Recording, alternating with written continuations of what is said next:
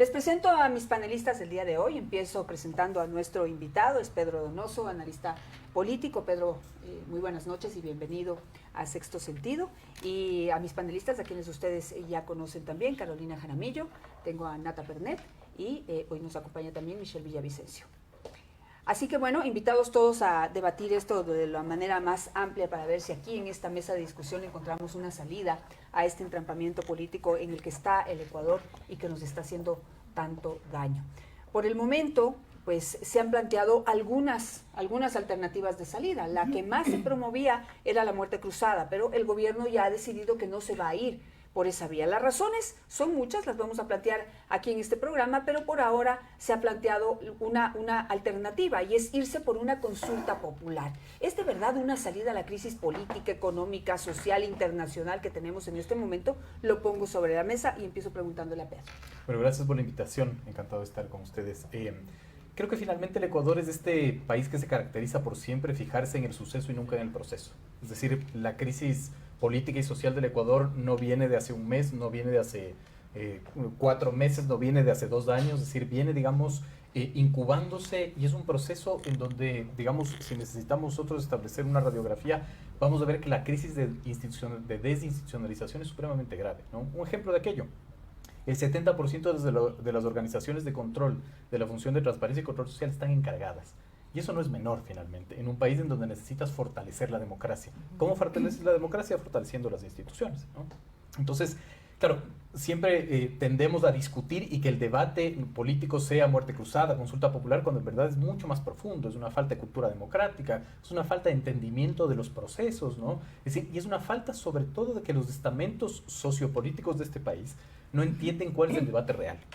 Y el debate real es de conceptos, finalmente, ¿no? Es decir, somos un país cartopardista por excelencia, ¿no? Yo siempre digo esto: el Ecuador es el país perfecto que gira 360 grados. Parte de un punto, pasa todo y regresa al mismo punto, ¿no? Es decir, es como asombroso, ¿no? Entonces, si lo puedo resumir, somos un país que siempre está viendo como la punta del iceberg y nunca ve lo que está debajo.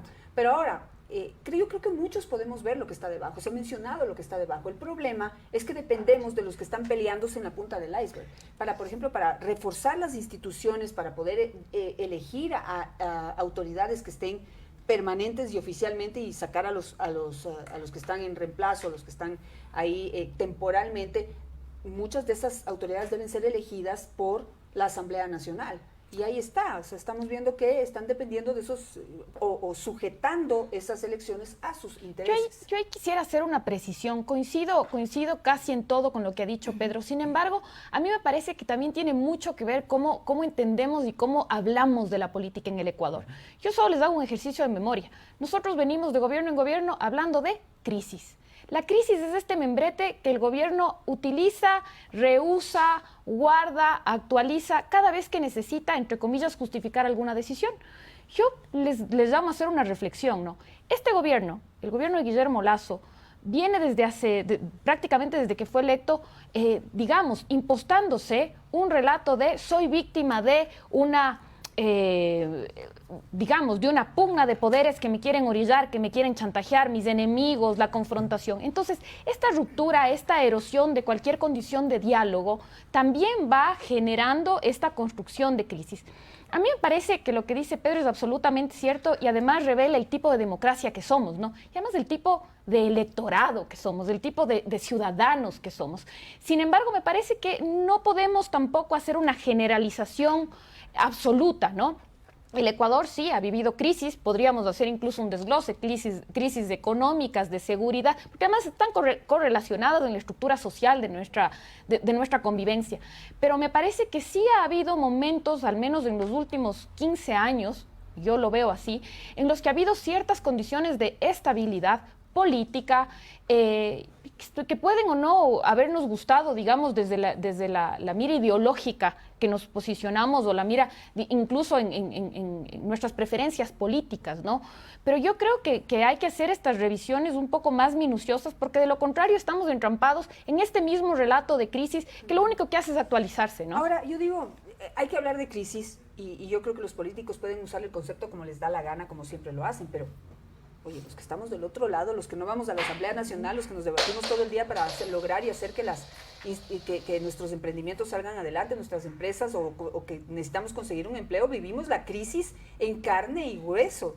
Entonces no podemos descartar que hay una crisis, y es una crisis provocada por esa falta de decisión de gobernar. Es decir, de que haya gobernabilidad. Y en esa gobernabilidad yo no pongo en duda que ahora mismo hay una profunda crisis en todos los ámbitos en este país. O sea, a mí eso me parece indiscutible. Pero me parece también que este ha sido el pretexto desde que el gobierno asumió el poder para intentar tomar decisiones que además no sabe tomar y que además no se ha arriesgado a tomar. Yo ahí le veo, en cambio, analizando todo lo que escuchamos día a día, quise hacer un análisis más quitando los nombres y los membretes de quienes están detrás para entender los procesos. Y yo creo que el Ecuador es un país que si no tiene a alguien ocupando todos los poderes del Estado, no tiene estabilidad. Necesitamos dictadores. Básicamente, o sea, y yo sé que estoy diciendo algo con lo que todo el mundo va a saltar, no estoy hablándoles de la idea en sí del dictador, pero tú hablabas, hubieron periodos de estabilidad. Esos periodos de estabilidad los hubieron porque tú tenías a una persona que, quieras o no quieras, podía tener un control y gobernabilidad sobre todos los poderes del Estado. Cuando eso en el Ecuador no tienes, esto se vuelve un tema de jala, tira por el mejor postor, que es la punta del iceberg. Pero también si tú te pones a hablar con el electorado, mucha gente te dice, ¿qué te gustaba del periodo de estabilidad que tuvimos? Se sentían representados con la figura de esta persona caudilla, fuerte, que salía, que gritaba, que lo que sea, que probablemente a todos nosotros nos ponía muy incómodos, pero que le hacía sentir a la gran mayoría del votante que estaba teniendo estabilidad. Entonces yo sí veo también la radiografía del otro lado. No digo que esto sea lo correcto, pero sí creo que todos los que hacemos un ejercicio político y de civismo y demás tenemos que entender por qué culturalmente nos llama tanto la figura de esta persona patriarca que nos maneja, y con eso te sientes respaldado, y si es que no hay un caudillo, no le votas. Pedro, yo no sé si algún momento hemos entendido y hemos tenido un periodo de estabilidad, o es que simplemente tuvimos un mandatario, y lo digo con el respeto de todos, que supo repartir bien el dinero, muy populistamente. Digamos, a ver, es muy complejo esto, ¿no es cierto? Es muy complejo finalmente porque yo creo que además políticamente le trasladamos siempre la responsabilidad a la clase política, y ese creo que es un error. Es decir, en este país los estamentos, las élites, cuando yo digo élites no lo digo despectivamente como la élite económica, sino lo digo los grupos de toma de decisiones, culturales, académicos, sociales, sindicales, ¿no es cierto? Nunca han entendido, digamos, cuál es la verdadera dinámica, porque no se resuelven los verdaderos clivajes en el país. Es decir, uno sigue creyendo que el clivaje es corrismo-anticorrismo, a mí me da chiste, el clivaje no es corrismo-anticorrismo. El clivaje sigue siendo Sierra Costa. El clivaje sigue siendo, por ejemplo, exportadores e importadores. El clivaje en este país sigue siendo industria pesquera, empleador trabajador, industria pesquera, ambientalismo. Es decir, el Ecuador lamentablemente no tiene la suficiente madurez de sentarse, replantear los conceptos y establecer un nuevo pacto social. Entonces ahí nos viene, digamos, la gran crítica de qué horror, el Ecuador, 22 constituciones. Yo no creo que es un problema cuantitativo. ¿Qué pasa si volvemos a discutir 23 veces, digamos, el pacto social que queremos hacer? Eso es otra cosa, pero no importa, no es un tema numérico, no es cuantitativo, es cualitativo. ¿Y por qué lo hacemos a cada rato? Porque nos estamos enfrentando a un nuevo mundo, digamos. ¿Cuál es este nuevo mundo que nosotros queremos cuando nos saquemos la mascarilla y salgamos de nuestras casas? Algo debemos de haber aprendido, pandemia de por medio. Aquí hay 3 cifras que yo quiero poner sobre la mesa que a mí me parece que son fundamentales de entender para que se entienda el fenómeno y no la anécdota, ¿no es cierto? El primero es cifras de perfiles de opinión. 8 de cada 10 ecuatorianos sienten que el país va por mal camino. ¿Qué es esto? Estado de ánimo. ¿Qué quiere decir el pesimismo? El pesimismo es el margen de maniobra con la cual las autoridades pueden tomar decisiones. Si hay una sociedad pesimista, las autoridades tienen menos margen de maniobra. La segunda cifra que a mí me pareció terrible y escalofriante es del pesimismo futuro, ¿no? Aquí tengo un par de cifras, porque siempre además me olvido de las cifras. 9 de cada 10 consultados sienten que políticamente el Ecuador va a empeorar. 6 de cada 10 dicen que el desempleo va a aumentar, 8 de cada 10 que la delincuencia va a aumentar. No hay solo un pesimismo presente, sino un pesimismo futuro. Y la tercera cifra que es escalofriante es 13.5% de consultados confían en el Estado. ¿Qué quiere decir esto? Que 1 de cada 10 creen que el Estado está ahí para resolver sus necesidades básicas o para ser autoridad. Y cuando el Estado no tiene la confianza de los ciudadanos, ¿qué es lo que sucede? Que las tensiones políticas no es que dejan de existir, o las tensiones sociales, alguien tiene que administrar esas tensiones. ¿Quiénes son? Los estamentos que están en tensión y no el Estado. y después vino octubre del 19 y nos preguntamos por qué sucede octubre. Se desembocan en la calle. Mira, yo te voy a decir algo ahí y hablando de la pseudo estabilidad que teníamos un momento con un gobierno, estamos hablando de un gobierno que cooptó toda la comunicación del Estado, más allá de lo que podía hacer, y teníamos un estado de percepción de estabilidad. Un Estado que trabajaba con la ciudadanía, que pasaba un gobierno que pasaba en territorio con la ciudadanía, haciendo cosas con los ciudadanos. Luego pasamos al de transición. Ese de transición que, digamos, fue el estado medio aletargado en el que vivió la ciudadanía, donde no se hizo ni se deshizo, y más pasó por momentos de crisis con la ciudadanía que más con las instituciones de gobierno.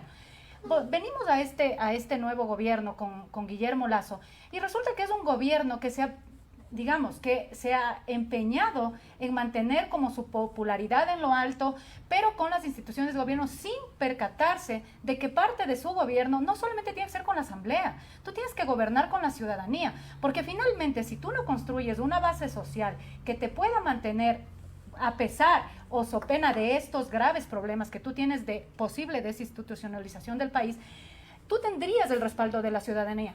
Hay una cifra súper interesante, por ejemplo, hablando de cifras como tú dices, de febrero del 21 a febrero del 22, hay un 1.1% de incremento en el empleo.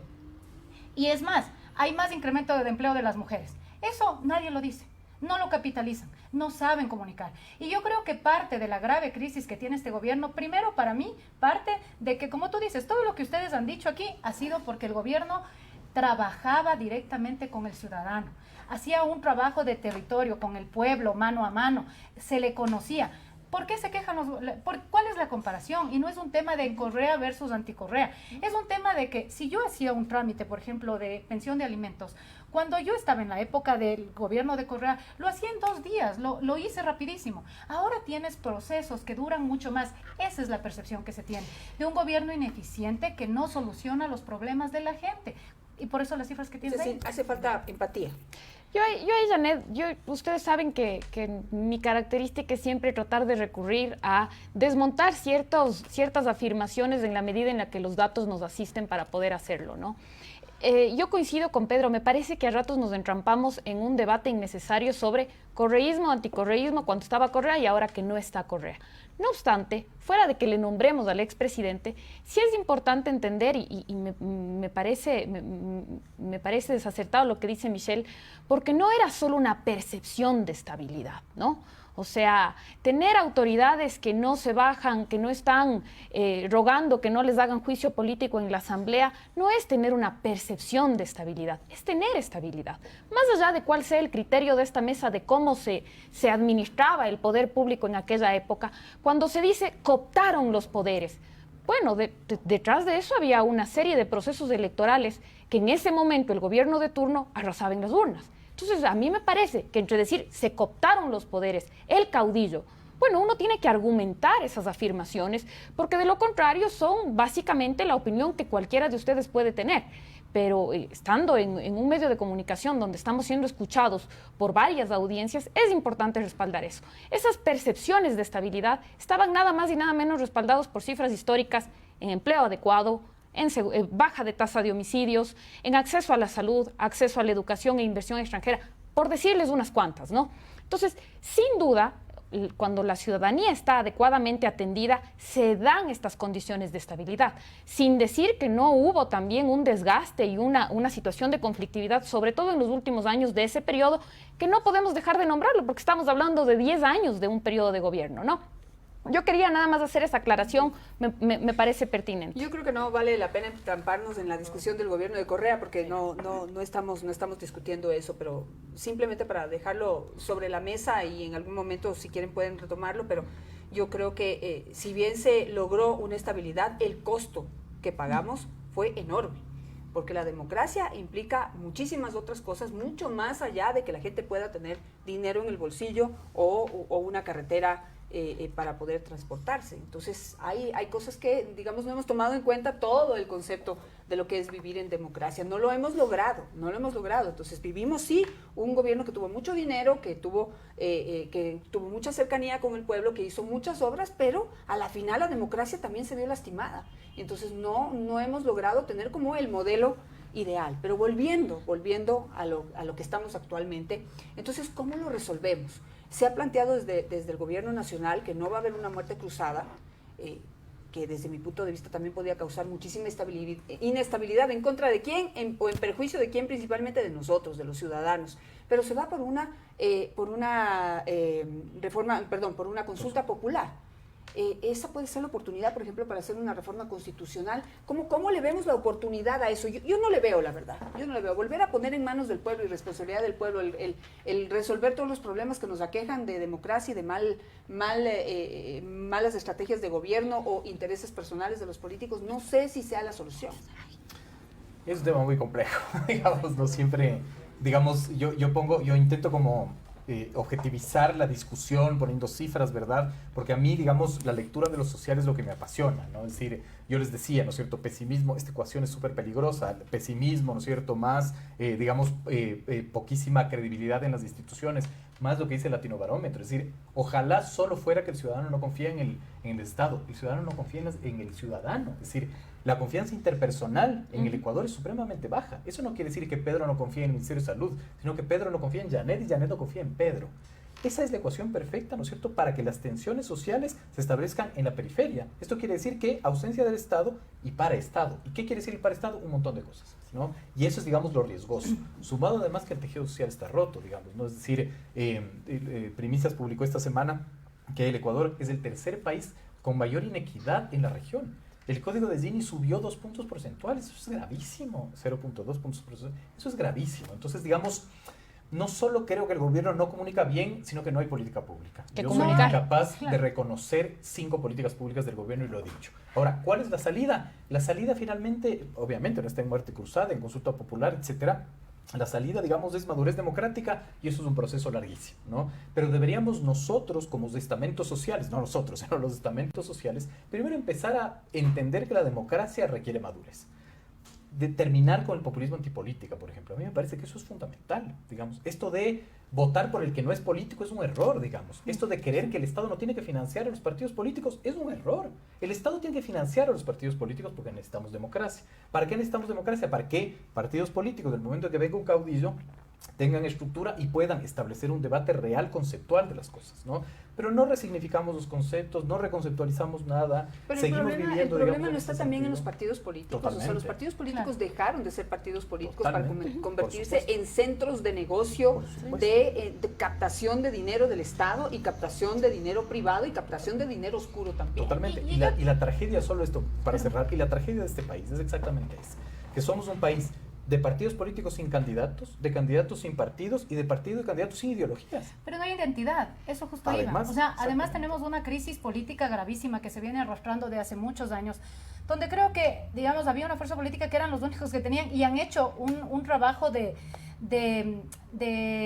espíritu de cuerpo permanente, pero el resto de instituciones, o sea, de instituciones políticas, hablando de los partidos políticos, han perdido absolutamente su identidad. O sea, tenemos los voceros oficiales o los representantes de partidos políticos que ni siquiera se identifican con la ideología del partido.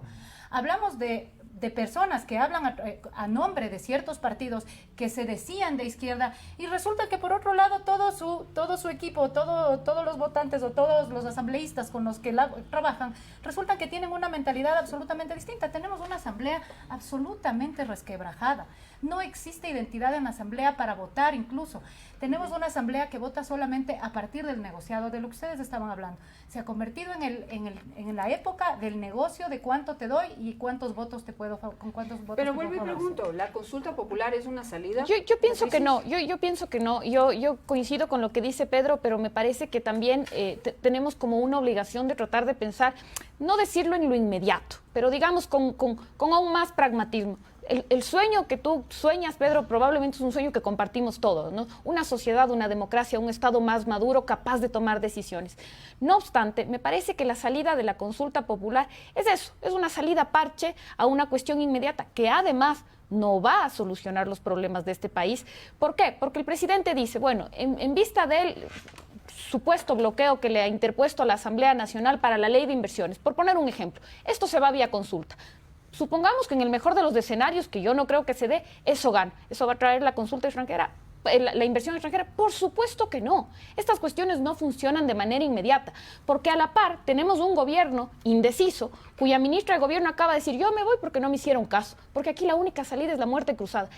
Ella, que era, digamos, o cuyo rol es ser el cerebro político, operador, en esta forma, abandona el gobierno diciendo esto, que no es menor. O sea, su diagnóstico político no es menor. Entonces, estos mensajes confrontados, opuestos, contradictorios, pesan muchísimo más en la esfera internacional que decir, bueno, vamos a resolver los problemas de este país vía consulta popular. Porque además no nos olvidemos algo, las consultas populares en los gobiernos son a la final del día una medición de popularidad. Por eso se llevan a cabo en los primeros meses, en el primer año de gobierno. Este gobierno está llegando tarde por no saber tomar decisiones. No es una solución en mi criterio. ¿Qué dice Pedro? A ver, muerte cruzada, consulta popular, yo estoy totalmente de acuerdo. Soy incapaz de hablar de la consulta popular porque no sé cuáles son las preguntas. ¿No? Es decir, esa va a ser como la primera batalla, ¿no es cierto? Porque además no nos olvidemos que el proceso es que Corte Constitucional califique esas preguntas. Yo soy partidario de la muerte cruzada, aunque no lo crean. ¿Por qué finalmente? Todo el mundo, digamos, tiene criterios al respecto, sostienen que va a traer inestabilidad. Yo creo que no. Yo creo que la muerte cruzada, digamos, es una válvula de escape institucionalizada que evita que 80 legisladores declaren loco a un presidente y lo manden a la casa finalmente, ¿no? Es decir, digamos, es la institucionalización del conflicto, que me parece correcto. He escuchado decir que, por ejemplo, la inversión extranjera no va a venir si es que otra vez van a elecciones. Yo creo que la inversión extranjera no va a venir ahorita, cuando ve un gobierno absolutamente debilitado, rehén de una oposición finalmente, ¿no? Entonces, creo que la muerte cruzada, digamos, no es descabellada, no me parece que es un mal escenario, y creo que el gobierno podría ganar mucho. ¿Por qué? Por dos elementos, ¿cierto? El primero es, el gobierno podría gobernar entre 4 a 6 meses con decretos ley, ¿no es cierto? Es decir, estratégicamente para el gobierno es una buena idea alimentar su capital social y político, ¿no es cierto? Y regresar a las elecciones. ¿Quiénes van a ser sus adversarios? No está claro. ¿Quién va a ser el candidato del correísmo, por ejemplo? No está claro. Pero ahí yo no sé, tengo esta duda. Sí. Yo pienso que irse a una muerte cruzada, que digamos, dada la situación podría ser la única salida o válvula de escape que tenemos, pero por otro lado me parece una locura que ir a una muerte cruzada en donde deshacemos todas las instituciones. Entonces se acaba la Asamblea Nacional, sale el presidente de la República, volvemos a cuenta la foja cero, ¿sí? Y luego tenemos que volver a elegir una Asamblea Nacional y volver a elegir un presidente de la República bajo el mismo esquema político, bajo el mismo esquema de partidos. ¿Qué va a cambiar? Van a cambiar unos cuantos nombres nada más, pero vamos a volver exactamente a lo mismo. Entonces me parece una locura crear una crisis absoluta para volver a lo mismo. Eso no podemos ir hacia allá. Pero es que por las mismas razones que señalaba Carolina, el timing no es el momento. Por las mismas razones que no debería ahorita plantear una consulta popular el presidente, tampoco debería haber una muerte cruzada, porque el desgaste político y de popularidad y de credibilidad que ha tenido este gobierno es brutal. Yo creo que no le apoyaría, no le serviría de nada. Primero, porque si el gobierno, como tú dices, gobierna bajo decretos, que es la única salida que tendría. Sin embargo, de eso va a llegar nuevamente con una oposición en la Asamblea. ¿Y qué hemos ganado? Absolutamente nada. Sí. Tampoco la popularidad del gobierno nos garantiza que bajo una muerte cruzada él pueda volver a reelegirse. Porque no tienes nada garantizado en este sentido. Primero, porque la gente no confía en él, no es un gobierno estable. Y lo mismo pasaría, para mí, la única salida sería la consulta popular. Si la pregunta de cajón sería la disolución de la Asamblea y que vayamos a una constituyente. Permíteme acotar. Y nada más que eso, porque yo creo que no tendría ahorita otra alternativa. Ahora, ¿se puede gobernar bajo decreto? Claro que, con consulta popular se puede, por supuesto. Con consulta popular no sé. Con decreto Permíteme tampoco, acotar una cosa en 30 segundos. Yo creo que hay una quimera cuando estamos queriendo pensar que en algún momento en este país, en la Asamblea Nacional y con el Ejecutivo, todo va a ser paz, diálogo y amor. No es así. ¿Por qué? Porque la democracia es un régimen, es un sistema donde se administra el conflicto, donde se administran las tensiones. Por supuesto, hoy las vemos mucho más efervescentes porque tienes una asamblea absolutamente diversa, un gobierno que no sabe negociar, dialogar con esa asamblea. Pero si miramos históricamente, la conflictividad es parte del quehacer político, de la contienda política. Sí, claro, pero que entendido una conflictividad en donde el conflicto está el mayor beneficio para la comunidad o para el país o para los ciudadanos o para el desarrollo desarrollo del país. Pero cuando la conflictividad se centra en agendas particulares, personales, de los dueños de los partidos políticos o de los partidos en sí, ahí ya no estamos hablando pues de una conflictividad en la que se puede negociar fácilmente. O sea, mucho se critica la capacidad de negociación del gobierno. Yo creo que se ha equivocado mucho en elegir personajes, en métodos, en, no sé, en estrategias, pero también hay que ver del otro lado, ¿con quién negocias? Claro, ¿Cómo pero puedes sentarte a negociar cuando te ponen por enfrente que entonces no, pero que le sacas de la cárcel al uno, le quitas los procesos al otro? Y eso no Las puede ser. O cuando amnistías, dices, o cuando te ponen sobre la mesa que pero me salvas del SRI. Lo que pasa es que la administración del conflicto, ¿no es cierto?, requiere de estrategias. Es decir, ¿cómo puede ser que el 25 de mayo el gobierno nos llevó un paquete de 100 leyes y le puso a trabajar a la Asamblea? Yo digo de broma esto, ¿no es cierto? Pero creo que la Asamblea está tan desordenada y haciendo oposición porque tiene mucho tiempo libre. ¿Por qué tiene mucho tiempo libre? Porque el que marca la agenda, ¿no es cierto?, es la periferia. Yo creo que la Asamblea solo se pone a trabajar cuando le ponen enfrente un proyecto de emergencia. Entonces, manden Los proyectos de restos emergencia. duermen Manda ahí todos en de los emergencia. cajones. Entonces manden proyectos de emergencia. Bueno, eso es lo que hicieron y miren el caos que provocaron. No finalmente, porque si nosotros vemos, hay menos de 7 leyes enviadas por el Ejecutivo en 10 meses. 6 exactamente. 6 exactamente. ¿Y la Asamblea? ¿Y cuáles son las propuestas de la una. Asamblea? Ese es otro ejemplo muy interesante, Claro, o ¿no es sea, cierto? tienes una Asamblea que entonces De acuerdo. no está para hacer lo que hace, sino los mandados. Totalmente de acuerdo, pero entonces si tú quieres marcar como Ejecutivo y como Gobierno la agenda, empieza a debatir, digamos, en política pública y en proyectos de ley. Inunda a la Asamblea con proyectos de ley, oblígale a que trabaje, finalmente, ¿no? Sabemos que es un desastre la Asamblea, que hay un caos ahí. La política es la administración de ese caos. Así es es. no huirle al caos. Y yo quería decir una cosa, digamos, la muerte cruzada yo no lo veo como crisis porque la crisis ya está. O sea, ahorita ya hay una crisis, ¿no es cierto? Será cuestión de horas para que destituyan a la presidenta de la Asamblea, haya un nuevo presidente de la Asamblea, y eso qué va a suceder. ¿Qué representa finalmente para el Ejecutivo aquello, ¿no? Entonces, creo que además el Ejecutivo no tiene la capacidad de engordar su capital político porque es incapaz de establecer políticas públicas. Era lo que les decía. Es decir, es increíble que en este país, ¿no es cierto?, en la mitad del 2021, en 120% crecieron el recibimiento de niños, niñas y adolescentes en centros de acogida. El tejido social está quebrado. Y a nadie le importa finalmente. Pero a ver, yo creo que hay algo que hay que aclarar, que ya les prometo, son 30 años de trabajo, pero estoy totalmente confundida, ¿sí? ¿La política pública la puede dictar únicamente el gobierno? Porque yo creo que necesita de la Asamblea pues para poder allanar esa política pública. No necesitas solo de la Asamblea. La política pública son planes, programas y proyectos que tienen, digamos, financiamiento, ¿cierto? El gobierno tiene un presupuesto general del Estado de 33.000 millones de dólares.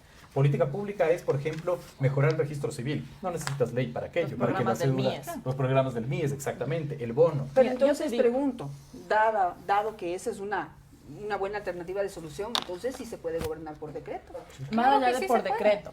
El problema es que también hay una muy mala narrativa construida por este gobierno, y la narrativa es la que tú decías en un inicio, la narrativa de la victimización.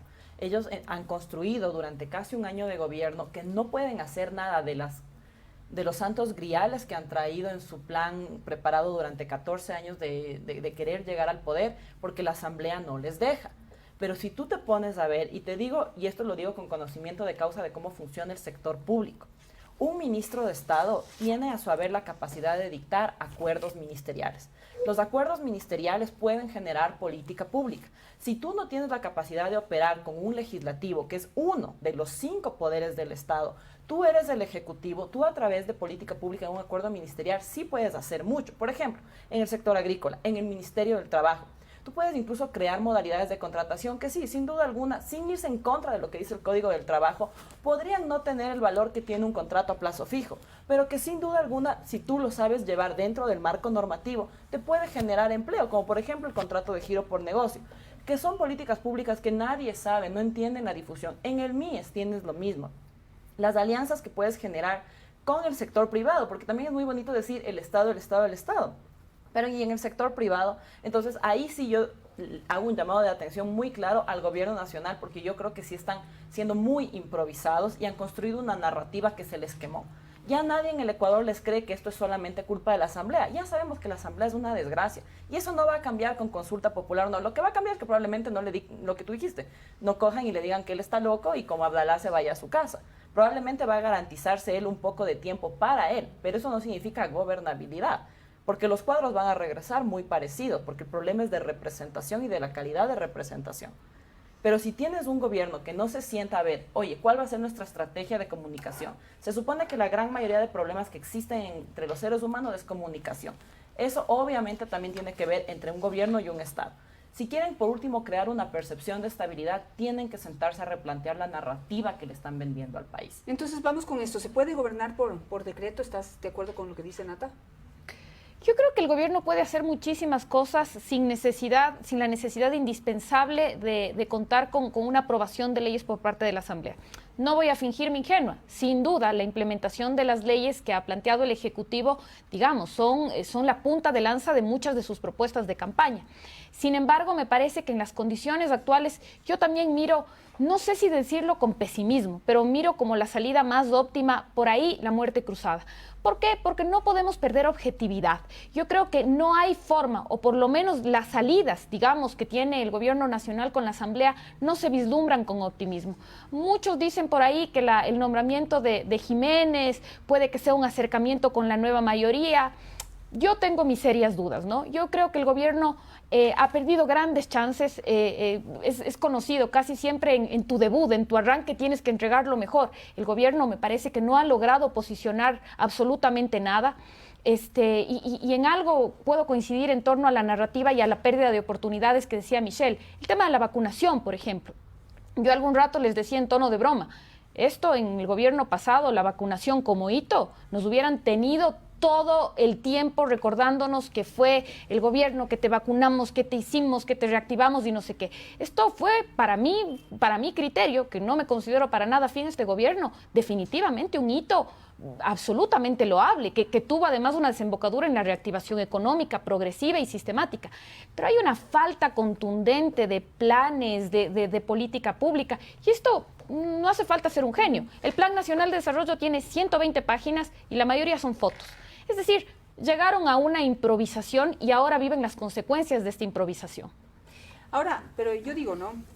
Hay cosas que por lógica se necesitan en el país, en donde tiene que intervenir la Asamblea Nacional y en donde no deberían intervenir los intereses personales, los odios, las oportunidades, el aprovechamiento y demás. O sea, necesitamos inversión extranjera. ¿Cómo traemos inversión extranjera sin garantizar seguridad jurídica? Eso debería ser un interés transversal para todos, independientemente de las críticas y lo bien o lo mal que lo pueda estar haciendo el gobierno, lo improvisados o lo buenos que puedan ser. Necesitamos traer inversión extranjera. Se echaron abajo la ley, ¿sí? Con lo bueno y con lo malo que tenían, no fueron capaces de mejorar esa ley, y ahora dime cómo atraemos inversión extranjera y cómo garantizamos esa seguridad jurídica que está lastimada, ¿sí? A punta de decreto. No sé si eso sea posible, Pedro. A ver, varias cosas, ¿no es cierto? La primera, quiero enfocarme en el tema de la comunicación, digamos, lo que se ha dicho mucho y yo discrepo totalmente. Es decir, la comunicación es un proceso de alquimia, ustedes más que nadie lo saben, ¿no es cierto? La alquimia es un proceso donde transformas cosas, ¿no? Pero un comunicador necesita algo para comunicar. Así es. Es decir, que quieren que comunique el gobierno si no hay nada. Eso es supremamente grave, ¿no? Estoy de acuerdo quizás con las narrativas. Pero bueno, teníamos lo de la vacunación, no la aprovecharon. No lo aprovecharon, exacto. Lo único que podían haber hecho, no lo Pero aprovecharon. fíjate, coincido completamente y justamente era así, como en mi mente, lo único que yo puedo rescatar, que me parece en mi posición absolutamente opuesta al gobierno, una cuestión que era absolutamente capitalizable y la dejaron pasar. Pero a ver, pongo un recorderis ahí. Una de las principales críticas que se le hizo al gobierno anterior es haber realizado un estado de propaganda y haber votado tantos recursos. Había mucho que comunicar. En trabajar en su imagen. Había mucho que comunicar. Mucho de eso era humo. Mucho de eso Había era humo. mucho que comunicar. Entonces, Pero yo no eso se sé llevaba a la si percepción estamos en de este estabilidad. momento, si estamos en este momento en esa capacidad económica, que no es la misma, no estamos en el mismo momento y lugar que estuvo Correa, que tenía un montón de dinero a disposición para poder, pues, gastarlo en propaganda. Digamos, a ver, es que hay un montón de cosas y yo me desordeno además porque me emociono. A ver, el tema de la vacunación, ¿no es cierto? Como proyecto de inversión, como proyecto de política pública, no solo requería un proceso de comunicación, sino un proceso de posicionamiento, que son cosas distintas. Yo puedo comunicar, pero si yo no le doy largo aliento a esa política pública, se quema y se acaba, ¿no? Es decir, se perdió, digamos, la oportunidad. Recordemos las cifras, ¿no es cierto? En abril, de acuerdo a ese datos del 2021, 9 de cada 10 ecuatorianos decían que el país está en el peor momento. O sea, el pesimismo llegaba a 9 de cada 10 con Lenín Moreno. Hace un año. ¿No es cierto? Exactamente, hace un año, en abril del 2021. llega Lasso, esa cifra cae a agosto en 40 puntos. Es decir, 4 de cada 10 eran pesimistas. Es decir, se amplió el escenario del optimismo. Con ese optimismo debió trabajar el gobierno. Ese era el con momento. Una inyección de optimismo, digamos. Porque el optimismo marca muchas cosas. Yo cuando recibo encuestas por mi trabajo, yo no salgo a ver cuánto califican a la Asamblea o a Guillermo Lasso, que es irrelevante. Siempre el estado de ánimo. Porque el estado de ánimo es el que te da, digamos, esa capacidad. ¿No es cierto? Ahora, yo sí quiero poner sobre la mesa que es medio mito esto de que Correa tuvo un montón de plata. Hay que ver, digamos, cuál es el porcentaje, ¿no es cierto?, el promedio, quiero decir, del costo del barril de petróleo, finalmente. Ahí hay dos cosas, que lo supo manejar muy bien, ¿verdad?, sin cambiar las estructuras. Es decir, también, digamos, hay que decir, el gobierno de Correa fue absolutamente, digamos, cosmético en ciertas cosas, no cambió la estructura. Si bien se amplió la clase media, por ejemplo, bajaron los índices de pobreza, el hecho que hayan subido los índices de pobreza tan rápido demuestra que no hubo una estructura real, digamos. Me encantó ¿cierto? la palabra ¿no? cosmético. Es cosmético en algunas cosas. Es decir, la justicia, tú ya tenías un palacio de justicia en las pequeñas ciudades muy bonito, pero la justicia no cambió. El sistema educativo seguía teniendo los problemas que tenía, el sistema de salud seguía teniendo los problemas que tenía. Hay que decirlo, digamos. Pero hubo inversión pública. Y ahí está la clave. Esto es cuestión de plata. Claro, Pedro, pero no había pandemia. De acuerdo. No hubo una crisis petrolera que Total. puso el petróleo en menos de $15, ya no me acuerdo. Menos de cero, menos de cero menos llegó. 32. Sí, sí, sí. Llegamos a menos 32 Sin en el duda. precio de barril de petróleo. Sin duda. Pero Sí, ahorita ya está arriba ni otra tampoco vez. tuvimos una crisis. Sí, pero primero tienes que arreglar todo lo que dañó la pandemia, solamente si se quieren quedar allí. Sin duda, totalmente de acuerdo. Entonces, pero no hay que son desconocer que hubo factores 2 que- años que- de Lenín que- Moreno en donde tampoco se hizo Eso nada. iba a decir. ¿No? Es O decir, sea, tampoco se continuó. sumémosle a la pandemia el gobierno desgobierno Claro, es de que Moreno. claro. O sea, esta destrucción de los indicadores La crisis sociales. petrolera fue en el inicio del gobierno de Moreno. Sí, y incluso empezó en el 2016, ojo, ¿no? Sí, Esto claro. empieza en el 2016. Claro, claro. Incluso Empezó con mucho terremoto antes. de por medio. Con terremoto de por medio. Pero ahí yo lo que les quiero decir es, sí, yo no dudo de que muchos de los famosos cambios que se vendieron muy bien comunicacionalmente no eran profundos y no eran estructurales de esos cambios. Pero vamos, o sea, en un estado como el nuestro, pretender que la realidad cambie en un periodo de 10 años no iba a ser posible, no era posible.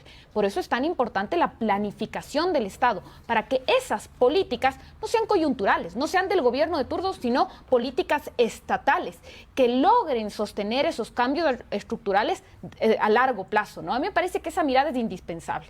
Y una cuestión que repetimos constantemente, la crisis, es que yo creo, Janet, y les digo honestamente, la crisis, a la final del día, conceptualmente no la solucionas, la gestionas. Y puede ser incluso rentable a nivel político y comunicacional. Sí. Les pongo un ejemplo que en algún momento un profesor me decía. Y me decía, oye, ¿a ti te pasa que cuando vas al médico y te diagnostican, solo escucharle el diagnóstico te produce alivio?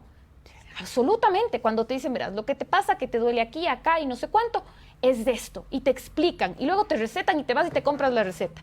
Creo que una de las grandes fortalezas de una comunicación de gobierno es que cuando aún no tienes que mostrar, debes mostrar tu diagnóstico y tu prescripción.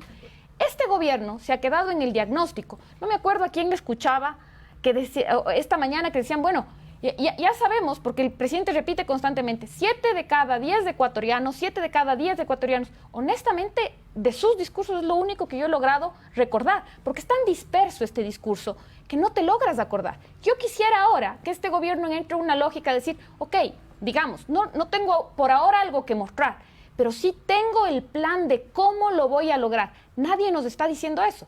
Ahora nos decían, tenemos crisis política, ¿y cómo vamos a salir de ahí? Una ministra diciendo muerte cruzada, otro ministro diciendo consulta popular y el presidente aún no toma una decisión. Entonces, cuando tú vas al médico y tienes 3 diagnósticos, sales más enfermo, que es lo que nos está pasando a los ecuatorianos. Pongámonos en el escenario de la consulta popular, ¿sí? Que es lo que se ha planteado en este momento como la posible salida, porque bien dice Carolina que el presidente todavía no ha sido determinante en decir que va a hacer una consulta popular, cuándo, cómo, a qué hora y sobre todo qué va a preguntar. Entonces, especulemos un poco, no en el buen sentido de la palabra, de qué deberían preguntarle a los ecuatorianos como para poder generar esa estabilidad, un plan, un norte, una consulta popular que realmente nos pueda establecer un norte en donde el pueblo realmente pueda contribuir a que ese norte se marque y no cambie. No sé, Y no sé porque me parece el peor de los escenarios para el gobierno. Es decir, las consultas populares históricamente son referéndums de aceptación. Es decir, el gobierno va a perder. Si convoca una consulta popular, ahora pierde finalmente. ¿Por qué? Por los indicadores sociales, por sus índices de aceptación, por el pesimismo, por la poca confianza en el Estado. Es decir, es irrelevante la pregunta. Es irrelevante la pregunta. Pero bueno, es que depende, porque somos un pueblo que somos políticamente inmaduros y desinteresados. Acuérdate de la consulta popular que hizo Correa, y podemos acordarnos también de la pregunta de la consulta popular que hizo Lenin, en donde la gente se dedica a votar, porque tienes que votar o por todo o por nada, no puedes votar por pregunta, y te meten preguntas ahí que son románticas, ¿no? Y que son que te enamoran, que causan polémica, la de los toros, la de los casinos. Sí, pero esas dos consultas las hicieron en un, digamos, momento político importante en los dos gobiernos. Moreno tenía una aceptación altísima en el momento de esa consulta, y Rafael Correa también, pero regresemos a ver las consultas de León Febres Cordero y Sixto Durán Bazén, ¿no es cierto?, donde perdieron en cierto momento porque era un balance, digamos, del gobierno. Lo que quiero decir yo es que ahorita consulta popular es un suicidio. Si la consulta popular es del camino, tiene que haber un interés de aumento de su capital político. ¿Cómo se aumenta el capital político? Perdón, con inversión pública. Es que no hay manera de hacerlo. ¿Pero de dónde se saca el dinero para la inversión pública? Hay 7,000 millones de dólares en reservas internacionales, digamos. Es decir... Pero volvemos, ese dinero no es del Estado. Claro que es del Estado. Es del Estado en reservas internacionales, pero lo tienen afuera. Esa no es mi experticia, no sé si estoy diciendo boberías, lo que digo es inversión pública. No sé cómo, ¿no es cierto? Pero inversión pública es vital finalmente. Inversión pública que no creo que además requieres mucho para mejorar el servicio del registro civil, para poner medicinas en los hospitales. O sea, no estoy diciendo construyamos una nave espacial, estoy diciendo pongan alcohol en los hospitales, digamos. Ese es el nivel, digamos, de detalle. Yo solamente acotaría algo a lo que tú estás diciendo. El gobierno ahorita mismo, con digamos, habiendo descartado ya el tema de la muerte cruzada, tiene solo dos escenarios y dos posibilidades. Él tiene 4 cosas importantes de su gobierno que necesita ponerlas dentro de la agenda y necesita que sean aprobadas. Y que no necesita para esto de la Asamblea, porque básicamente la Asamblea para lo único que le debería servir son para los temas tributarios, como lo manda la ley, y para los temas de la ratificación de los convenios que ahora se vienen, ¿no? El TLC con México, todos estos acuerdos con Estados Unidos, y cosas que necesitan ser ratificadas por la Asamblea. El resto de cosas no necesita hacerlo a través de la Asamblea, y eso es fundamental saber. Entonces el gobierno tiene estos 4 ejes fundamentales, que son el tema de las inversiones de esta ley que le dieron de baja, que bien lo puede hacer a través de decreto. Puede hacer el tema, se le viene el tema también de la ley del trabajo, no va a pasar en la Asamblea, esto se va a quedar entrampado ahí y va a tener que hacerlo a través también de decreto. El tema de la consulta popular, por ejemplo, yo creo que no debería tener, y yo creo que hacia eso está yendo el gobierno, porque además meterle más cosas a la consulta popular después de que va a declarar la inconstitucional de las amnistías que les otorgaron, es irse contra una parte de la sociedad. O sea, no me sorprendería que luego de esto tengas gente en la calle, tengas un montón de protestas que van a hacer contra el gobierno, porque claro, esta es la pelea que existe ahorita. Con la baja popularidad del gobierno y queriendo meter más cosas en la consulta popular, no le va a ir bien. Él tiene que trabajar bajo decreto ahorita, tomando en cuenta primero todos estos escenarios que se le vienen, teniendo una radicalización. O sea, no se puede jugar en ningún momento con la muerte cruzada la posibilidad siquiera de que pueda ganar el correísmo otra vez. O sea, yo me voy por el tema de que puede, de lo que entiendo, lo que dicen los más expertos, es que se puede gobernar a través de un decreto, pero que con una orientación, y es generar política pública. Exacto. Creo que ahí ayudaría bastante. Ahí ayudaría bastante. Generar política pública ya nos dejaría bastante arreglada la cosa. Es que ahí va a decantar en lo que decía Pedro, en arreglar así sea cosméticamente ciertos temas. Yo también creo que hay un absoluto desconocimiento de cómo funciona el servicio público. Y te digo, en el gobierno de Lenín Moreno te mandaban un correo diciendo hay que bajar la cantidad de servidores públicos y hay que achicar el Estado, como sea. Entonces te mandaban listas de personas a las que tenías que sacar y sacar y sacar y sacar. Nadie se sentó a decir, a ver, no ha de ser lo mismo despedir 70 médicos de la Amazonía que tal vez ver cuántas personas están sentadas, me invento, en la subsecretaría de egresos del Ministerio de Finanzas y cuánta carga de trabajo tienen acá. ¿Qué es más prioritario para el país? ¿Contar con tantos médicos en la Amazonía o contar con tantos analistas? No estoy diciendo que ambos no sean necesarios, pero hay que priorizar, ¿no es cierto? Los que hicieron empezaron a sacar masivamente gente, coartando servicios públicos, que es también parte de lo que hoy se está viviendo. Uno tiende a decir, no, es que los servidores públicos son burócratas, no hacen nada, no es así. hay mucha gente muy valiosa dentro del servicio público, en donde necesitas tener gente de puntos de atención al usuario justamente para que la percepción ciudadana sea que estás recibiendo algo por parte del Estado. ¿Qué puedes hacer ahorita? Primeramente, sacar un diagnóstico de las entidades públicas que tienes, el personal que tienes, en dónde lo tienes, cómo están atendidas las provincias, que es una gran queja, la falta de trabajo en territorio. El país no es ni Quito, ni Guayaquil, y peor San Borondón y el Parque La Carolina. Eso es nada del país. Es Zamora, es Cañar, es Azogues, provincias en donde van cada que hay un socavón y hasta ahí llegan. Claro, entonces, ahí interviene la politiquería nuevamente, ¿no? A eso voy. Interviene la politiquería nuevamente. Si vivimos en un país politiquero, ok, úsalo a tu favor. ¿Qué puedes hacer para que en esa provincia que le encanta la politiquería sienta la gente que está medianamente atendida y eso a ti te permita tener algo de estabilidad para que puedas gobernar? Pero digo la politiquería porque no puedes sacar de los puestos a la gente que no vale la pena porque brincan los caudillos y los dueños de los partidos políticos a decir que le estás quitando su cuota de poder. Pero el rato que tú tienes percepción ciudadana, tienes capital político y probablemente una reforma a la LOCEP lo puedas hacer mucho más adelante. O sea, también yo creo que es un poco darle la vuelta. Claro, pretendemos pero es que todo político para el empieza, gobierno, sí, pero en todo contra de la empieza, oposición. todo empieza con una reforma de ley. Todo empieza con una reforma de ley, pero para eso tú necesitas votos, necesitas apoyo. Entonces, primero al menos capitaliza los votos y el apoyo para que te puedas ir a la reforma de ley. Pero no todo tiene que ser a través de la reforma de la ley, porque también lo puedes hacer Es que por esa es la decreto. narrativa que tienes ahorita, que todo es reforma de ley, que no puedes hacer nada si no salen las leyes. Claro, o sea, Capitaliza quien te va a dar las leyes. Y por último, construye un enemigo en común, que sería una asamblea inoperante. eso Porque es lo que ahorita son estamos dos. haciendo. Es que lo que pasa es que yo creo que ese Un es el imaginario ejecutivo que nos no es están capaz creando. de gobernar y una asamblea inoperante. Es que ese es el imaginario al que nos están poniendo, porque si tenemos al peor enemigo del gobierno, que es la asamblea, si tú metes en la consulta popular la disolución y hacer la constituyente, por menos popularidad, o sea, por poca popularidad que tenga este gobierno, yo creo que es trabajar, digamos, al susto y decir, bueno, no tenemos una asamblea que nos está impidiendo hacer O sea, es cosas que para yo ustedes. no sé si esto está posicionado, Michelle.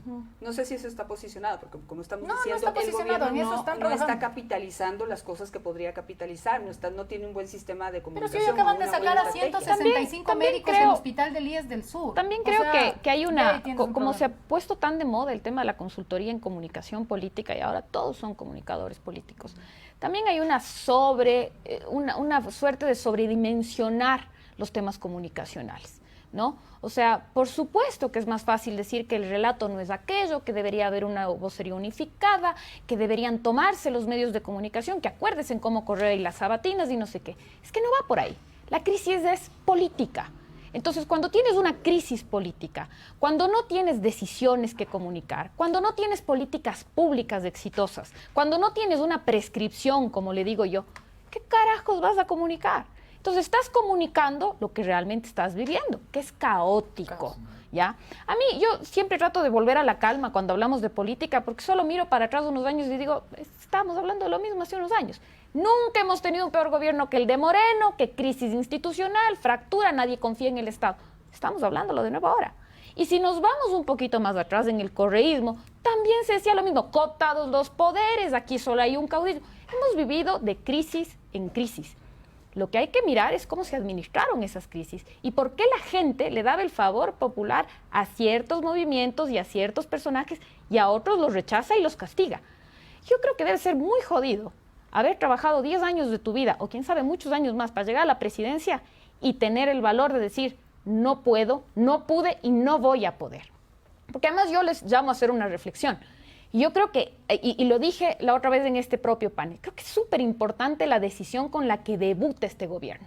Cuando dice, no voy a pactar con UNES y con PSC, porque esto me resta popularidad. Yo creo que eso te revela además una inexperiencia profunda en esta asesoría de comunicación y política, porque en campaña sí debes estar absolutamente pendiente de las encuestas, porque eso te permite tomar decisiones inmediatas, pero cuando asumes del gobierno, las encuestas de popularidad y credibilidad son una herramienta más para tomar decisiones, no son la herramienta para tomar decisiones.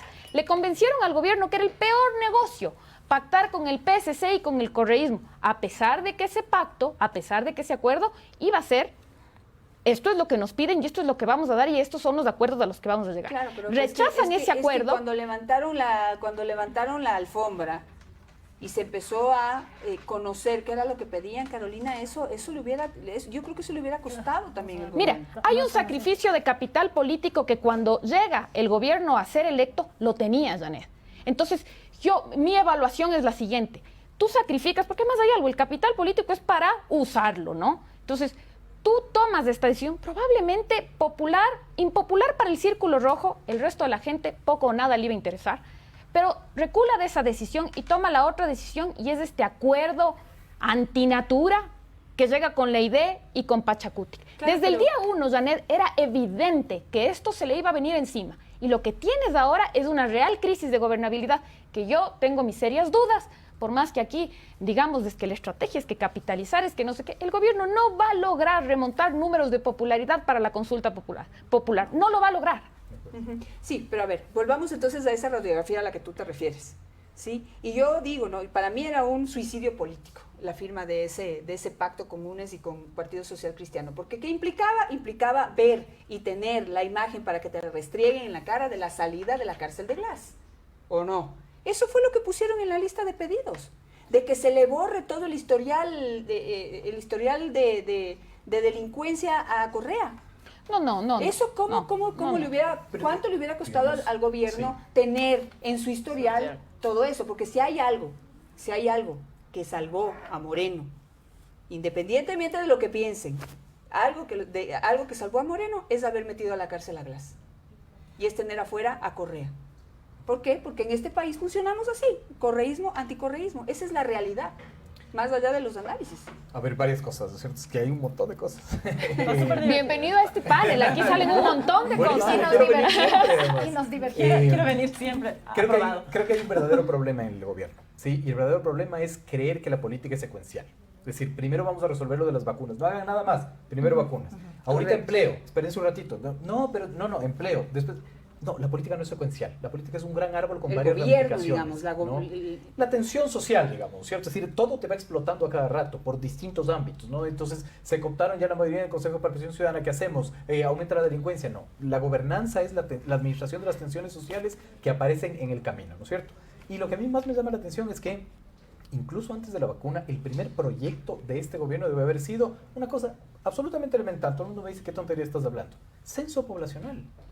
¿Cómo puedes gobernar un país que desconoces? ¿Cómo está ahorita estructurado el Ecuador? Los censos poblacionales se hacen cada 10 años. Han pasado 12 años. No se han hecho.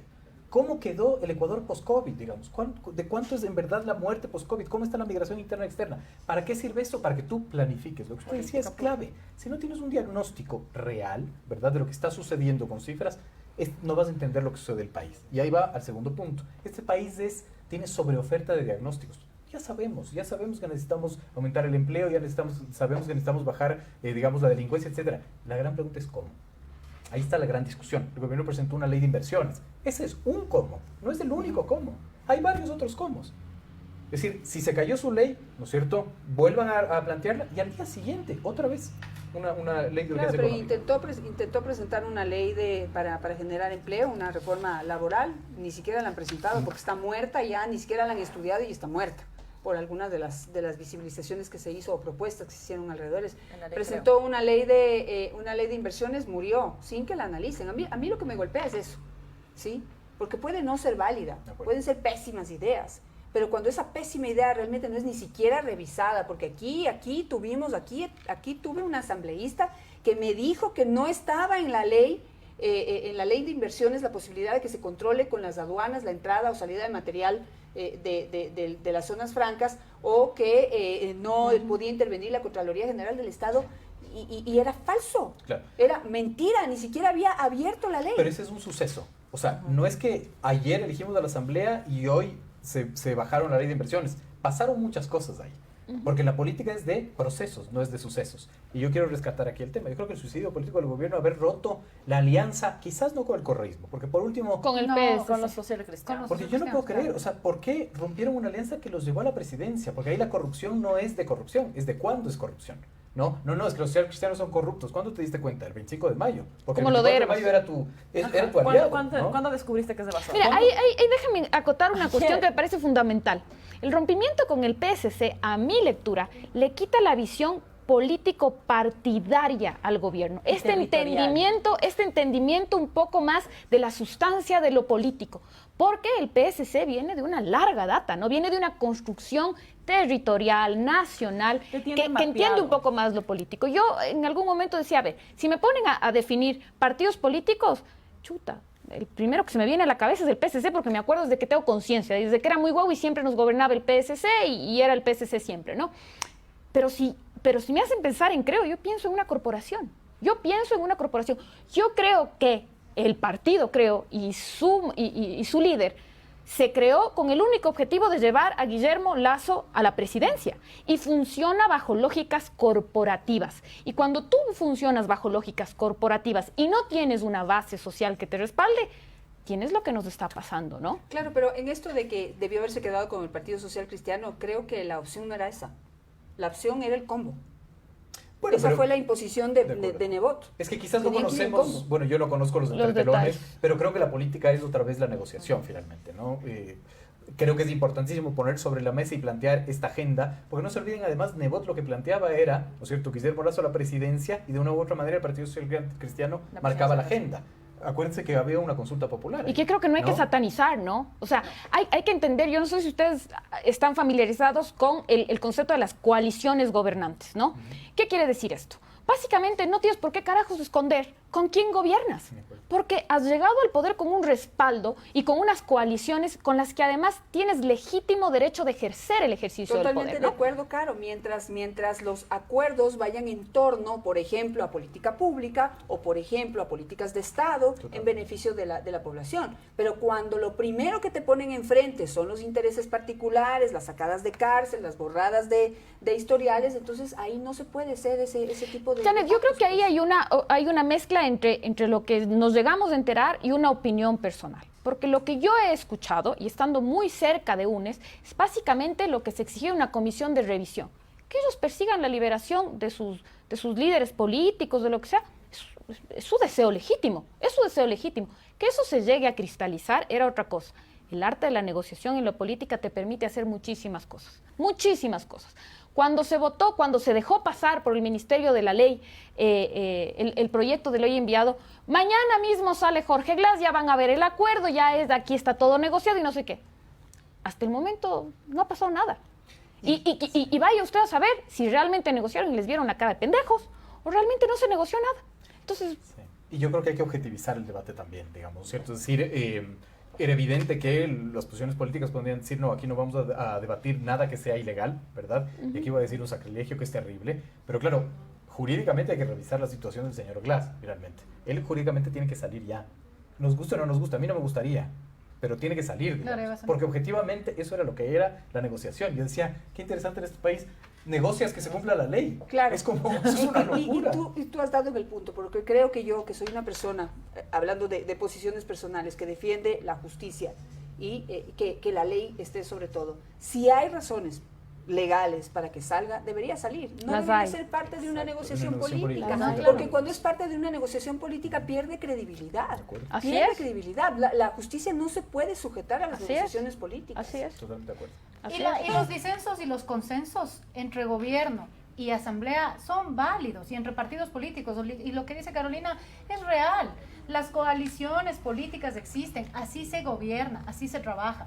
El tema es qué pones de por medio.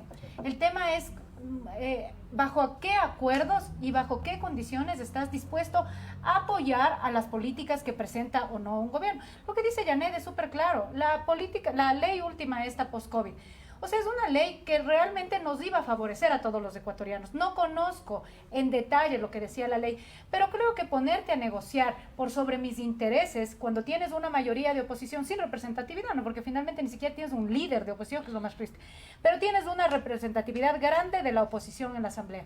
No tienes ni siquiera espacio, no te dan rango ni posibilidad de poder negociar. Cuando parte de las negociaciones eran bájame los impuestos, pedían la UAFE. O sea, eso es gravísimo. Si te piden la UAFE, pero llegaste a ese punto. O sea, tú construiste el ecosistema para llegar a ese punto. O no lo construiste y dejaste que alguien más lo construya, ¿no? Es decir, hay un proceso ahí. Y no puedes salir a decir que si se votaba a favor no le ibas a poner en conocimiento de la ciudadanía el cometimiento de delitos. Y yo creo que no son No solo puedes. los 5 además, ¿no? Porque No puedes, acuérdate es que un balazo en el pie. O sea, no puedes, si es que estás negociando, negocia con al menos un poco de sustento jurídico. Pero no puedes salir a decir, es que si votaban a favor con un deber cívico, esto no pasaba. sí, y además que no Perdóname. creo que solo sean los 5, porque con esos 5 no es que se aprobaba la ley tampoco. O sea, no es solamente esos 5, yo creo que hay algo más allá. Pero Además bueno. que hay una historia ahí también, que es lo que dice Matt. Pero bueno, perdonen que les interrumpa porque como los problemas del país pues no son fáciles de resolver, tampoco los podemos terminar de conversar en una hora que dure este programa. Estamos un poco pasados, así que les pediría que hagamos unas conclusiones pues de todo lo que hemos discutido. Volviendo al inicio, ¿no? ¿Qué es lo mejor que puede hacer en este momento el gobierno nacional, que pues está como más dado a una consulta popular que ya hemos analizado, pero desde su concepto personal y como analistas y como ciudadanos, una conclusión? A veces es más fácil para mí hablar como analista Que como ciudadano. digamos, ¿no? Siempre. Creo que el gobierno tiene que gobernar. Es decir, creo que, digamos, tiene que aumentar su capital político, tiene que haber política pública. Creo que no puede convocar una consulta popular sin que pase ese proceso. Pero sobre todo tiene que ser algo que no lo ha hecho y que me sorprendió muchísimo. La resignificación de los conceptos. ¿Qué quiero decir esto? En el Ecuador aún seguimos jugando a la política con los conceptos heredados por el correísmo. No digo que esté bien o mal, digamos. Es que aún seguimos discutiendo qué es salud, qué es inversión, qué es libertad de expresión, etcétera, con lo que nos dejó. No hay un estamento que aquí resignifique esos conceptos, que diga qué quiere decir esto. Yo creo que falta mucha pedagogía, que no es lo mismo que comunicación, y la pedagogía finalmente es comunicación más política más gestión. Nata. Creo que tiene que ver qué puede él hacer con el poder que tiene. Es el presidente de la República, tiene una cartera, tiene todas las carteras de Estado, tiene un gabinete de Estado. A todos los ministros mandarles a hacer el deber, qué pueden hacer ustedes para que la percepción de los servicios que ustedes le dan a la ciudadanía sea de que estamos llegando a todo el país. Michelle. Yo creo que el gobierno tiene que empezar a dejar de ser reactivo. Deben dejar de tener una política reactiva ante las cosas que pasan en el gobierno y dejar de pensar que esto se administra como él exitosamente ha administrado su banco. Estas no son decisiones de una institución privada, estas son decisiones de una institución pública donde se tiene que saber negociar, gobernar, tener los aliados que debe tener los voceros y los operadores que debe tener, y dejar de ser esa política solo reactiva que se limita a responder al susto y trabajar al susto de lo que le pasa. Claro. Uy, a mí me cuesta un montón pensar qué puede hacer este gobierno porque realmente lo veo con pesimismo. Creo que las condiciones que tiene el gobierno actualmente son desfavorables por donde las miremos, ¿no? Probablemente con algo más de presupuesto a saber, creo que el gobierno debería mirar un poco más del territorio. En eso coincido con Nati. Más allá de proyectar la resolución misma de la crisis política, creo que el gobierno tiene pendiente darle soluciones a las problemáticas más profundas de este país. No lo va a lograr en 6 meses, no lo va a lograr en un año, pero creo que puede y debe iniciar con acciones contundentes para responderle a los ciudadanos. Que los ciudadanos están preocupados por la crisis política probablemente no puedan llegar a este nivel de discusión con la profundidad que quisiéramos sobre representatividad y democracia. Pero si salimos a la calle, como decía Pedro, el estado de ánimo es negativo. Y creo que esas personas deben recibir respuestas del mandante contundentes, afirmativas, propositivas. ¿Qué más debería hacer el gobierno? Creo que debería tomar decisiones. Gobernar es tomar decisiones, es enfrentar los conflictos, es enfrentar a sus enemigos o a sus adversarios, por así decirlo. Evadirlos, calificarlos, pero luego no dialogar, es la fórmula para que pase lo que está pasando.